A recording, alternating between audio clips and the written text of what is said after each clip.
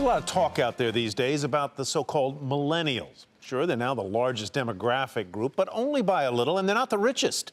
The baby boomers are. That's why more and more entrepreneurs are targeting the boomers. Aditi Roy reports.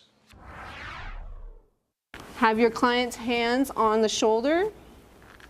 Grab underneath the belt, and you're going to count and say, "Ready, Gary? We're going to stand up together, okay?" These individuals work for Honor, a company that connects seniors with caregivers who help elders live independently. One thing we didn't talk about earlier is that you want to make sure that the belt buckle is in front. You don't want to have that in the back or the side. You want to make sure that the belt buckle is in the front. Caregivers go through extensive training to become part of Honor's on-demand service, which users can tap into through its app. It's just one example of a tech startup courting baby boomers and seniors, a market that's grabbed the attention of investors and VCs. This is a huge market, and as we think about healthcare, it is one of the biggest markets that actually spend healthcare dollars. Lynn O'Keefe, a senior partner at Kleiner Perkins, says 1/3 of the firm's digital health portfolio companies target older adults because their numbers and spending power make them such a formidable economic force. Nearly 75.5 million boomers live in the U.S., according to U.S. Census data. The caregiving market alone is expected to reach $72 billion by 2020, according to the AARP.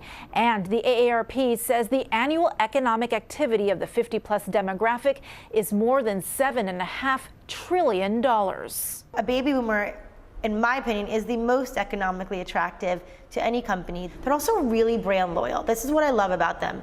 Marcy Rogo co-founded Stitch, a subscription-based service that helps boomers connect and find companions. The 2-year-old company has 50,000 paying members in 50 cities worldwide. While Rogo says older adults may not be as tech-savvy as millennials, she thinks they are more willing to pay for online services. They also have far more disposable income, obviously, than any other generation. They've purchased their house and those big things.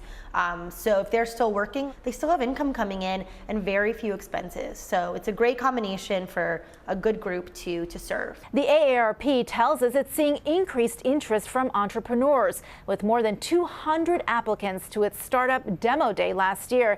That's more than double the number in 2012. And there's also a boost in venture capital money.